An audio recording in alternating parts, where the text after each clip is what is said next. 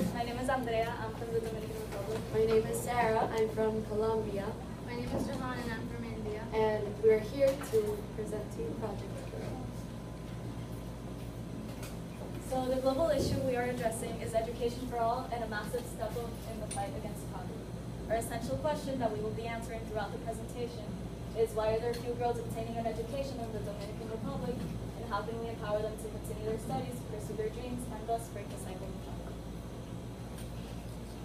So in order for us to understand why these young girls aren't getting an education, we have to look at the different challenges that they face.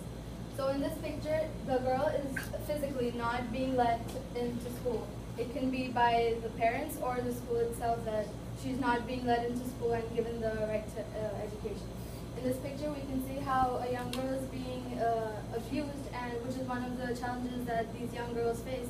They're domestically abused by their parents and uncles and mothers, and a lot of them also face harassment in the school environment. Exactly. This intimidates them, and that's also like one of the reasons they choose not to attend school. And another challenge we see there is that these girls are assigned gender roles, which is why their parents think that it's important for them to stay at home and help with the domestic work and like give them a hand in the chores at home, which is why they prefer keeping them at home instead of sending them to school and getting an education. And in this picture we can see how girls of young age are being married off to men who are much older, which is sometimes these girls think of, because of the bad situations at home, like when they're abused by their parents, they think of it as an escape to leave from that situation. And they don't realize that getting married is not the solution, but getting an education is the solution.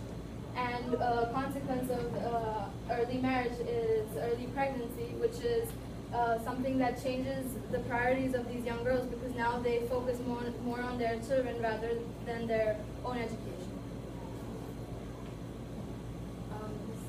So this is a short video talking about why it's important to eliminate these challenges and why it's important to empower and educate a girl.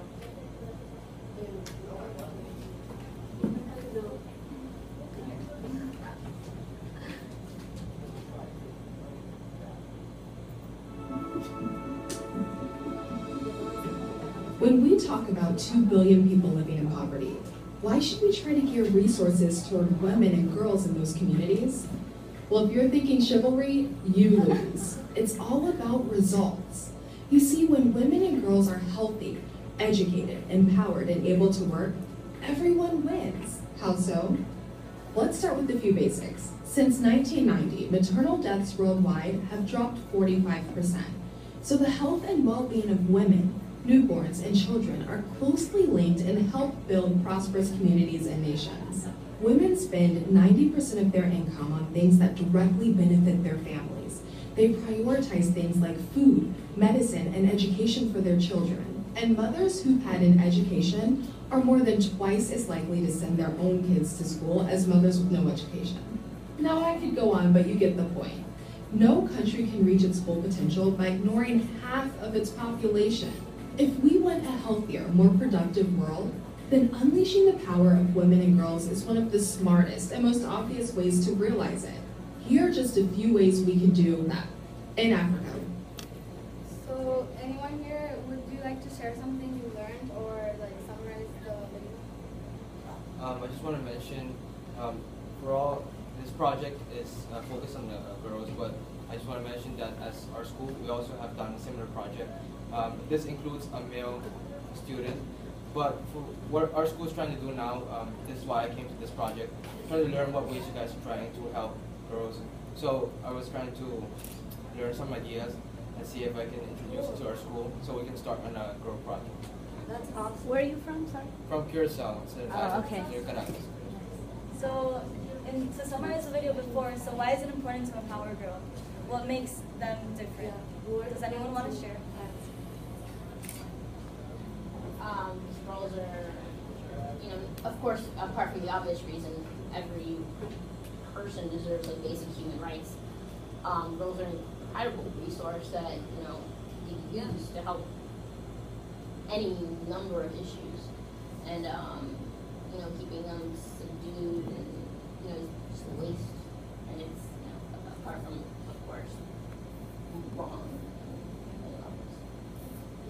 Women have a maternal instinct, which means that if women were to be educated, due to the fact that they are more inclined than men sometimes in order to help their families, that would mean that it would be beneficial in a larger sense than just the individual woman being educated. Yeah, I'm glad you pointed that out, because education to women is not just like she'll help her family. It's a bigger picture. Like it affects the economy. It affects the nation that you're part of, and it helps that economy grow into something that wouldn't happen if these girls aren't being educated. So who are we and how do we come into it? So this is our mission statement.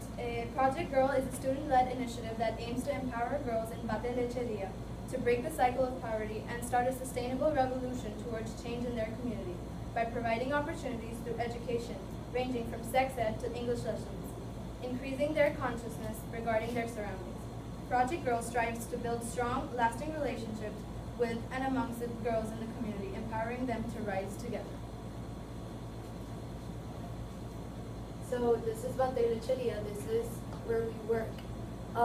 Do any of you know what a Batey is?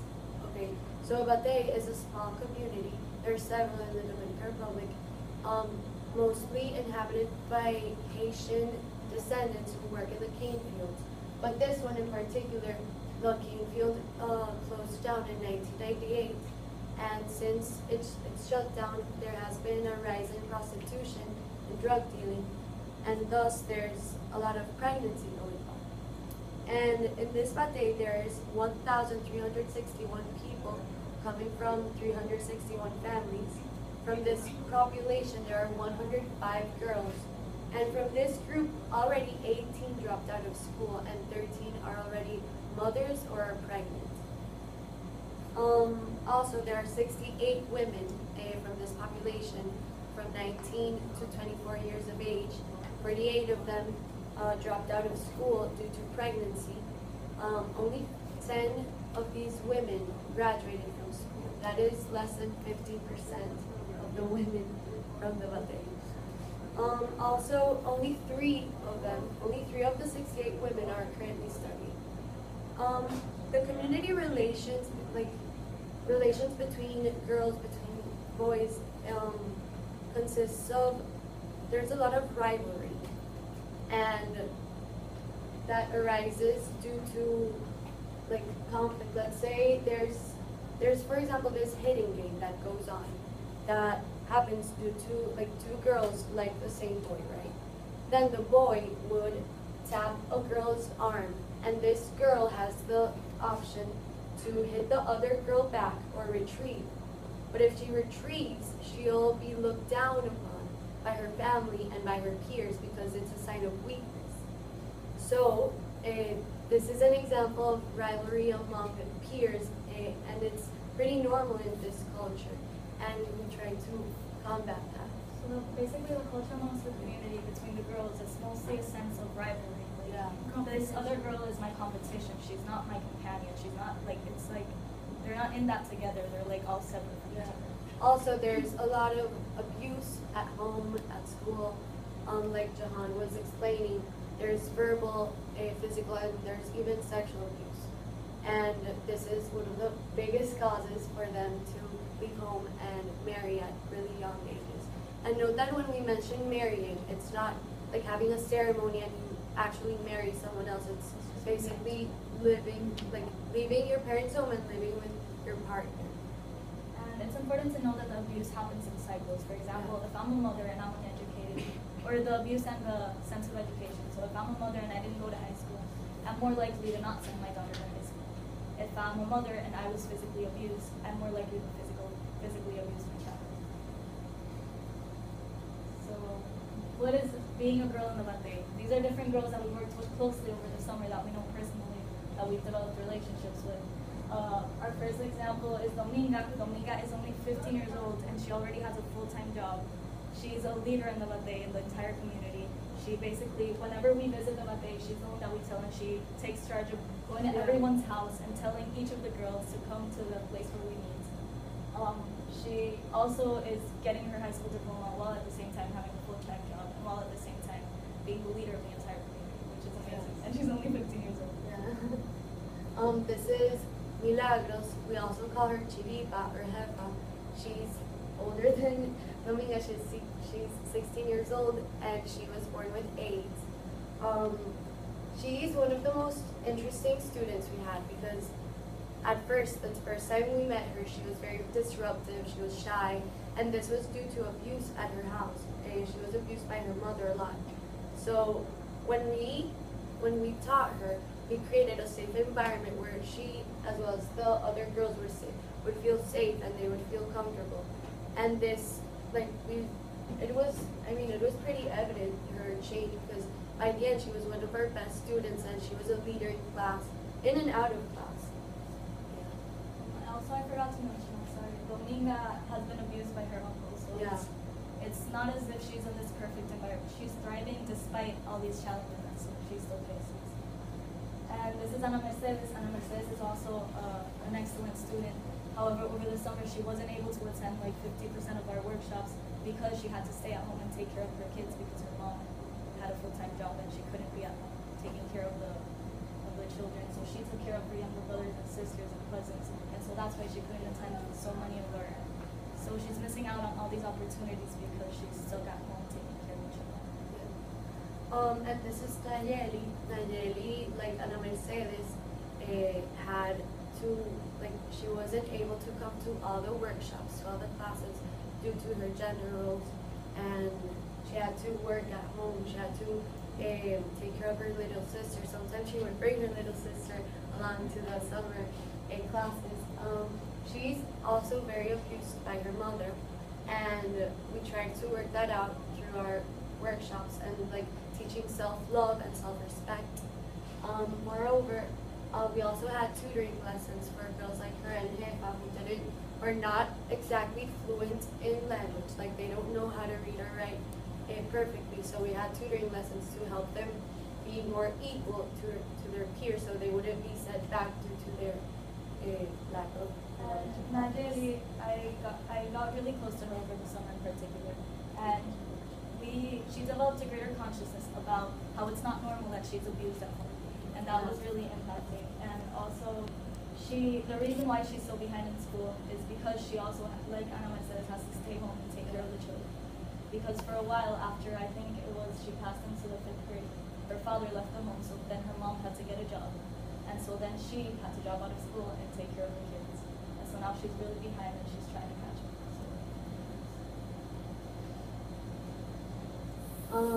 So what we have done, so the numbers I provided to you earlier about the population and the Batey, these were recorded by myself, by Dominga, and my mother, who for a period of 3 months we went to each house in the Batey and we asked each individual for their information, and so we would know about how many women and girls have dropped school due to the problem we're focusing on, which is pregnancy. Also, we did several workshops throughout the year, including one for boys where we taught respect to other girls and the importance of gender equality.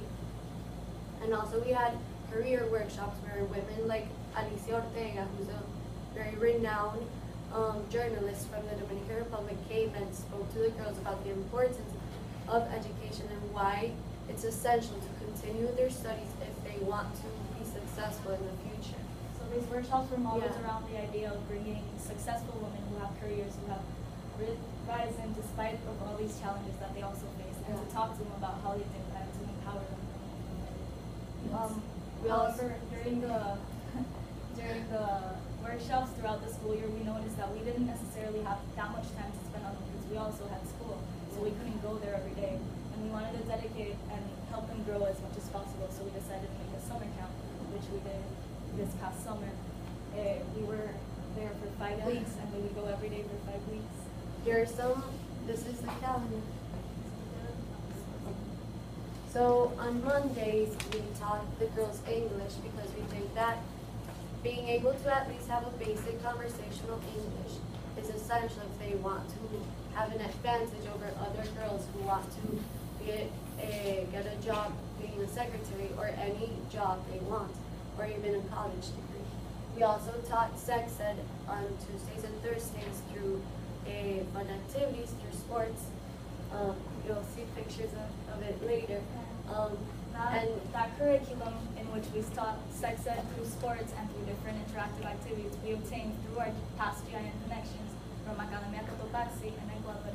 They had a program called Centradas, which was also focusing on teaching girls sex ed through interactive activities that they actually get involved in. And we were able to get that from them. So And what was very nice about these activities is that the girls, they grew up in a place where being still, like you are right now, and being attentive is not normal. Like, they need to be active in order to learn what's being taught. So by us teaching them the important things about sexual education through fun activities, they were able to learn it to a very deep degree. For example, we went to the Batey last week, in October 18th, to see how they work and to talk about our summer, etc. And we asked them, like, what was it that impacted you the most? And many of them told us about like specific things like self-esteem, having the importance of education, what are the implications of having a child early, and it was very interesting to see how they like actually learned these. I'm not saying it like bad way, like it was amazing. An example of one of the activities that one of them mentioned to me that really impacted her. These girls love soccer. They're in the soccer team of the community and they participate in tournaments almost every other day. And we gave them an activity that they had to hang a backpack off in front of their chest, and it was filled with like soccer balls and rocks. And they had to try to play soccer with this backpack as if they were pregnant. And they were like, "I'm never gonna get pregnant. I don't want to be able to not play soccer." And so that was And then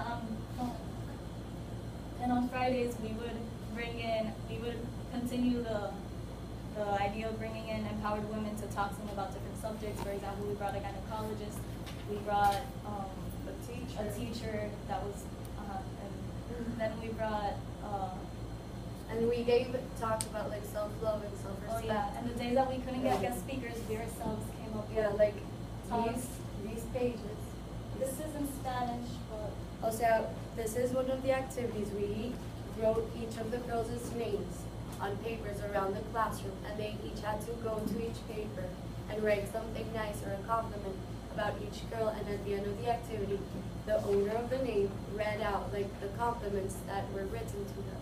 And they were very impacted and they were happy because usually there's a lot of insulting going on in the Batey as a sense of defense. And yeah, they were very moved by these because imagine like you're told all the time like you're an idiot, you can't do anything, and then suddenly you read these amazing comments like, oh, she's funny, you're super nice, I really like you. It's very impacting. Also, we on Wednesdays we went to the aquarium, to the zoo. We also went to museums and Agua Splash, which is like a water park as a prize.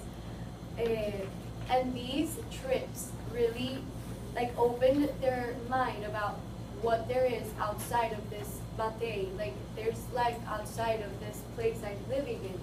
And also it was very interesting and like surprising to see that some of the girls didn't even know they lived in an island. They thought that the Batey was just the Batey and there wasn't anything else outside. Their sense of the world is so much different than ours, and we were trying to expand those levels of consciousness for them to realize. Some of them saw the sea for the first time. Some of them learned about like marine life. There's stuff under the sea. And it was cool. So these are some examples of things that we did over the summer. Oh, look, this is the summer. We'll show you a couple videos of the English lessons.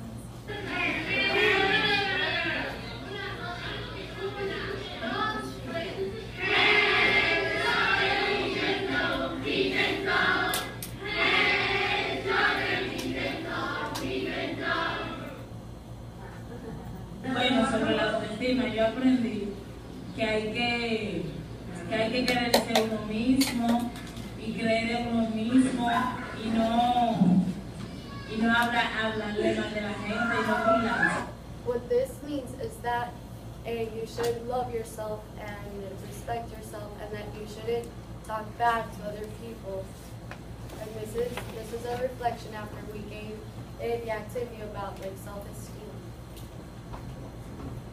And then we try to teach all of them the English alphabet, but only some of them really got the hang of it. And this is a girl called Lini, and she was super happy about it. And the other day when we visited, she sang it out loud again.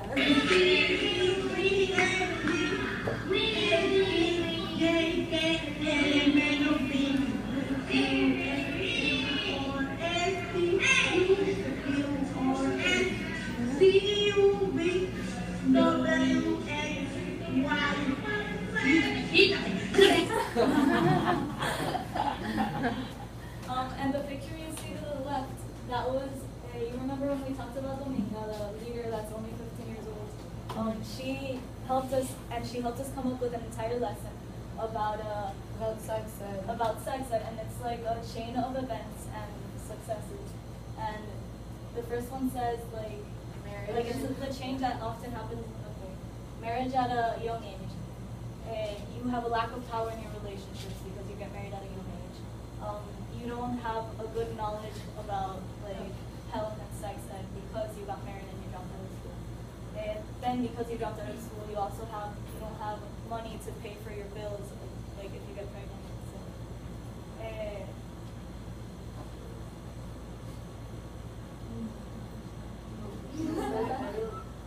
and then the last chain is that in the end, you don't have the services that it takes to take care of your child. So if you get married at a young age, in the end, you won't be able to take care of your children. And then this was during lessons. Oh, this is Milagros at the zoo. She was very happy. And this is one of our sex ed sport activities. That's how much that is you also have. And these are examples of what we drew up in the lessons. This one is an example of the English lesson. You might have seen the short clip in our video for the film festival. The girls learned the colors, and then the human body with the children. And Here we were teaching sex ed and the parts of the reproductive organs for the female and the male. So they would learn about STDs as well as what happens, why do you get pregnant? What is it that is going on? Because they thought oh, you have sex, you're pregnant. There's a lot of myths regarding pregnancy, especially when they're not very well educated. And that was when the gynecologist came in and helped us with that. Yeah. And then this is a lesson that they learned in one of the talks. We ended up summarizing every lesson at the end of all of the workshops. So it says, I don't have to do what society requires of me if it doesn't help me be centered, which is the program that they told us that we got from my order, being centered. If it doesn't help us be centered and have control of our lives. And also be sure that these are the 5 steps you should take before having sex. You should be prepared mentally about what you're going to be doing, about the consequences. And also have anti-conceptives and contraceptives. Also, it should be in an adequate place, not anywhere. And also, it should be someone you trust. It can't be anyone, because this is a very big problem. Girls have sex with, let's say, their current boyfriend who they don't trust that much. And then if they get pregnant, the boy leaves, and they leave her responsible for the baby, no matter if it comes bad, so if it comes with issues or not. And then lastly, talk to your social group about what's going on, because communication is key in order for you to know about yourself and what to do in certain situations. So what was the impact that we had? As Sarah said earlier, we were able to create a safe environment for girls that are usually not in a very safe environment. And so that helps us develop strong relationships with them. And through self-esteem chats and the importance of community, we were able to create stronger relationships within them, within their community. Yeah, They became better friends with each other, not only with us. And we we're able to raise their self-esteem and empower them to realize that they have the right to an education. They have the right to not be abused. Yeah. We also were able to teach them basic conversational English. We were able to increase their consciousness of their surroundings through the field trips and all this. Yeah, and also it's important for you to know that through these lessons, like this is one in which we talk about like why there is rivalry and what can we do to stop this rivalry between them. Through these activities, they understood, like Andrea said about Nadeli, I'm living a problem and this is not normal for me. This is an issue and I can stop this doing these things that they've taught me. And so We have a robotics club in our school, and a major part of it is outreach. So we would like to work with Teamsters, which is a robotics club, because many of these girls don't even know that being an engineer is an option for them. So in order for them to learn more about what they like and actually get into that career, we want to teach them about electronics and how, just give them a basic idea. Also, we want to continue having career-oriented workshops, like to motivate them to be entrepreneurs and to reach whatever dream they have. Also, a continued tutoring, like I mentioned before, we would tutor Nadeli or Hefa whenever they had trouble, like with the alphabet or anything really. So we want to continue that so they can be ahead of the girls who are in their current grade that are behind them. Catch up. Yeah, exactly. And also, we plan to continue doing field trips and further workshops to continue expanding their consciousness about their environment. Also, recruit new members because us three were seniors and we will be leaving to college, and we would love that this club, this initiative was sustainable. And currently we're having a school supply strike, and this is the message we sent to the students. take out your phones and follow. Yeah. If you have a smartphone with you. And if you like the presentation and what we've done, I encourage you to follow us on Facebook and Instagram. We also do it really regularly, so you can often catch up and see like the familiar faces that we talked about throughout the presentation.